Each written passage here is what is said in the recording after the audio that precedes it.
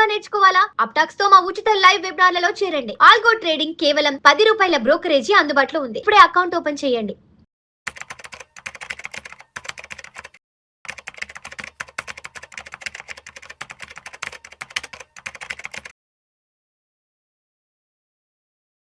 నమస్తే అండి, welcome to Suman TV. నేను విజయకర్ గారు. ఇవాళ క్వాలిటీ పీఎంఎస్ గురించి డిస్కస్ చేద్దామండి. చాలామంది పీఎంఎస్ అనగానే రిస్క్ ఎక్కువ అంటారు, చర్నింగ్ ఎక్కువ చేస్తారంటారు, దానివల్ల ఎక్కువ ట్యాక్స్లు పడతాయి అంటారు. అలా ఉండదండి. ఒక మంచి క్వాలిటీ పీఎంఎస్ గురించి ఇవాళ మనం డిస్కస్ చేసుకుందాం. అసలు క్వాలిటీ పీఎంఎస్ అంటే ఏంటి, అందులో ఎట్లాంటి స్టాక్స్ ఉంటాయో మనం చూద్దామండి.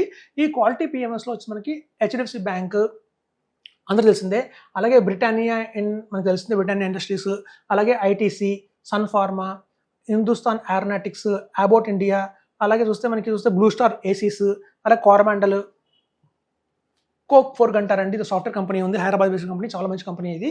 అలాగే బయ్యర్ ఉంటుంది, మన పెస్టిసైడ్స్లో వస్తారు వాళ్ళు. ఇట్లాంటి ఎక్సెట్రా అంటే ఇట్లాంటి కంపెనీస్ అండి. ఇట్లాంటి కంపెనీస్లో మీరు చూస్తే కనుక ఎవరన్నా అనుకుంటున్నారా రిస్క్ అని చెప్పి పీఎంఎస్ని? ఎవరు అనుకోరండి. ఎందుకంటే చిన్న పిల్లలు అనేటువంటి చెప్తారు ఇవన్నీ కూడా బ్రహ్మాండమైన స్టాక్స్, ఇది ఇవాళే కాదు నెక్స్ట్ 3-4 జనరేషన్స్ కూడా ఇవన్నీ ఉంటాయి, అట్లాగే ఉంటాయి, గ్రోత్ అవుతూనే ఉంటాయి. వాళ్ళు ఒకవేళ ఇందులో చాలా సాటిస్ఫాక్షన్ అయిపోయిందంటే ఆ స్టాక్ తీసులో ఇంకో స్టాక్ ప్లేస్ చేస్తారు. సో ఎప్పుడు కూడా క్వాలిటీ మెయింటైన్ చేసే పీఎంఎస్లు అయితే ఉంటాయండి ఇండియాలో. అట్లాంటి పీఎంఎస్లో మీకు చర్నింగ్ కూడా ఎక్కువ చేయరు. ఇట్లాంటి స్టాక్స్ని ఊరికి చేంజ్ చేయాల్సిన అవసరం కూడా లేదు. ఇయర్లీ వన్సో ట్వైసో చేస్తారు అంతే తప్ప ఊరిని చేంజ్ చేయాల్సిన అవసరం లేదు ఇట్లాంటి స్టాక్స్లో. ఎందుకంటే అన్ని కూడా క్వాలిటీ స్టాక్స్. ఎప్పుడైతే Sun Pharma, ITC, Britannia, HDFC bank, Abbott India, Blue Star, Coromandel ఇట్లాంటి కంపెనీస్ని కూడా, బయ్యర్ లాంటి కంపెనీస్ని మనం అవసరం లేదండి, ఊరికి చేంజ్ చేయాల్సిన అవసరమే లేదు. ఎందుకంటే ఓన్లీ ఇయర్లీ వన్స్ చేస్తారు, లేదా ఆఫర్లీ 2 times కనుక చర్నింగ్ చేస్తారు. చర్న్ చేసినప్పుడు కూడా కొంతమంది స్టాక్స్ ఏంటంటే కంపెనీస్ మార్చకపోయినా అందులో ఉన్న వాల్యూ మారుతూ ఉంటుంది అంతే తప్ప ఈ ఊరికి చర్నింగ్ చేయరండి. ఇట్లాంటి స్టాక్స్ని మీరు కనుక పెట్టుకుంటే కనుక మనం ఎన్నాళ్ళైనా దాన్ని కొనసాగించవచ్చు. ఇక్కడ చూడండి 2023-24 ఆ టైంలో క్వాలిటీ నేను చెప్తూ ఉంటాను, చాలాసార్లు చెప్తాను, ఒక్కొక్క టైంలో ఒక్కొక్క స్ట్రాటజీ బాగా వర్కౌట్ అవుతుందండి. వర్కౌట్ అవుతుంది. మన దగ్గర ఉన్న ఇన్వెస్ట్మెంట్ క్వాలిటీ స్ట్రాటజీలో ఉండాలి, వాల్యూ స్ట్రాటజీలో ఉండాలి, మొమెంటమ్ స్ట్రాటజీలో ఉండాలి, అలాగే గ్రోత్ స్ట్రాటజీలో ఉండాలి. ఇట్లా రకరకాల స్ట్రాటజీస్ మార్కెట్లో అవైలబిలిటీలో ఉంటాయి. సో అన్ని స్ట్రాటజీస్లో కూడా మనం ఇన్వెస్ట్మెంట్ చేస్తుండాలని చెప్తుంటాను. ఒక్కొక్క టైంకి ఒక్కొక్క ఇయర్ ఒక్కొక్క స్ట్రాటజీకి బాగా రాణిస్తుంది. మనకి 2023-24లో ఈ క్వాలిటీ అనేది బాగా రాణించింది. ఎవరైతే 50 lakhs పెట్టారో అమాంతం 80 lakhs అయిపోయింది వాళ్ళకి. సో అట్లాంటి రిటర్న్స్ మనకు వచ్చాయి.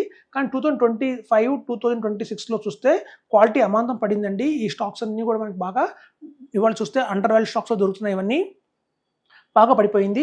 మళ్ళీ మా ఎక్స్పెక్టేషన్ 2027-28 కల్లా మళ్ళీ క్వాలిటీ పైకి వెళ్తుంది. సో ఇప్పుడు మనం క్వాలిటీ డౌన్లో ఉంది కాబట్టి, ఇక్కడ ఉంది కాబట్టి క్వాలిటీ, ఇది రైట్ టైం అండి. క్వాలిటీ పీఎంఎస్ చేయాలి అంటే ఇది చాలా రైట్ టైము. ఇట్లాంటి స్టాక్స్ అన్నీ కూడా ఇట్లాంటి టైంలో ఇట్లాంటి 25 స్టాక్స్ మనం మనం పట్టుకోవాలంటే చాలా స్టడీ చేయాలి వాటి మీద. కానీ ఇక్కడ కంపెనీ వాళ్ళే అన్ని స్టడీ చేసి బెస్ట్ క్వాలిటీ 25 స్టాక్స్ మనకి ఇస్తున్నారు. అలాంటి 25 స్టాక్స్లో కనుక మనం 50 lakhs ఇన్వెస్ట్మెంట్ చేస్తే ఆ 50 lakhs ఆ క్వాలిటీ స్టాక్స్లో డిస్ట్రిబ్యూట్ అవుతుంది. నెక్స్ట్ రాబోయే 2027-28లో అమాంతం క్వాలిటీకి మళ్ళీ పైకి వెళ్తుంది అంటున్నారు. సో చూడండి, ఎక్కువ ఫారిన్ ఇన్వెస్టర్స్, ఎఫ్ఐఎస్ ఎక్కువ ఇన్వెస్ట్మెంట్ చేసేది ఈ క్వాలిటీ కంపెనీస్లో చేస్తారు. ఎప్పుడైతే ఇన్వెస్టర్స్, ఎఫ్ఐఎస్ బాగా ఇండియాకి వస్తున్నారు అంటే అర్థం క్వాలిటీ బాగా పైకి వెళ్తుందని. సో ఎప్పుడైతే ఎఫ్ఐఎస్ బయటకు వెళ్తున్నారు అంటే ఆ టైంలో కొంచెం క్వాలిటీ డిప్ అవుతుందని అనుకుంటాం.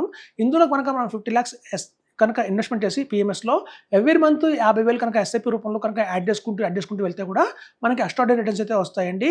సో ఒక క్వాలిటీ పీఎంఎస్లో కనుక మనం ఇన్వెస్ట్మెంట్ చేస్తే ఇక్కడ చూడండి, ఎక్స్పెన్స్ రేషియో మనకి చాలా తక్కువ ఉంటుంది. మనకు కనుక 2.5% ఎప్పుడు దాకా ఉంటుందంటే మనకు 2 crores అయ్యేంత వరకు మన వాల్యూ. ఒక 2 crores దాటింది అంటే మాత్రం అది సీదా మనకి 1%కి వచ్చేస్తుందండి ఎక్స్పెన్స్ రేషియో. సో మనకి ఎక్స్పెన్స్ రేషియో కూడా రాబోయే రోజుల్లో తగ్గిపోతూ ఉంటుంది. 2%, 1.5%, 1% తగ్గిస్తుంటారు మన వాల్యూ పెరిగిన కొద్దీ.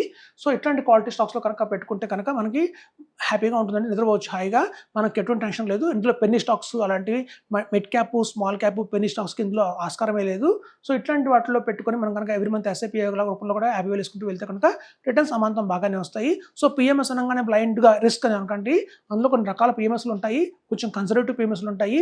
మనం కనుక దగ్గర 50 lakhs కనుక ఉంటే మనం ఇట్లాంటి క్వాలిటీ పీఎంఎస్ స్టాక్స్లో ఒక 25 lakhs ఇన్వెస్ట్మెంట్ చేసి రిమైనింగ్ 25 lakhs కావాలంటే మనం డైరెక్ట్ మ్యూచువల్ ఫండ్స్లో కూడా ఇన్వెస్ట్మెంట్ చేసుకోవచ్చండి. మనందరికీ తెలుసు మనకి పీఎంఎస్లో ఒక ఆప్షన్ ఉంటుంది, అటు మ్యూచువల్ ఫండ్స్ డైరెక్ట్ ప్లాన్స్ దొరుకుతాయి, అట్లాగే క్వాలిటీ స్టాక్స్ దొరుకుతాయి.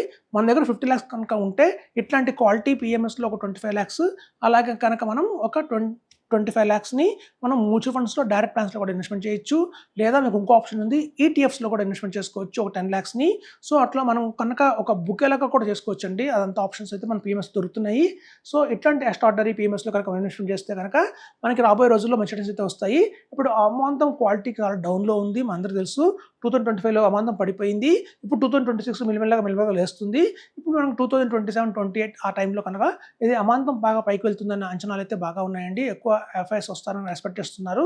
అలాగే డిఎస్ కూడా ఎక్కువ మంది ఇన్వెస్ట్మెంట్ చేసేది క్వాలిటీలోనే. సో ఇట్లాంటి క్వాలిటీ స్టాక్స్ కనుక మన దగ్గర ఉన్నాయి అంటే మనం రాబోయే నెక్స్ట్ 20 years కూడా వీటిని ఉంచుకోవచ్చు. అలాంటి స్టాక్స్ వల్లే ఉంటాయి అని చెప్తున్నాను. సో అదండి క్వాలిటీ పిఎంఎస్ గురించి. వీటికి చర్నింగ్ కూడా ఎక్కువ ఉండదు కాబట్టి మనకి ట్యాక్స్ డిస్కషన్ కూడా ఎక్కువ పడదు. లాంగ్ టర్మ్ క్యాపిటల్ ట్యాక్స్ వచ్చి మనకి 12.5% ఉంటుంది. అలాగే మనం చూస్తే కనుక 2.20% మనకి షార్ట్ టర్మ్ క్యాపిటల్ ట్యాక్స్ అయితే ఉంటుంది. At the same time dividends అయితే ఎవరిస్తారు చూడండి. ఇక్కడ మనం చూస్తే ఇక్కడ ఐటీసీ వాళ్ళు డివిడెండ్ ఎక్కువ ఇస్తారు. అలాగే మనకి చూస్తే చాలా కంపెనీలు మనకి కొంచెం డివిడెండ్ ఎక్కువ ఇచ్చే అవకాశం ఉందండి.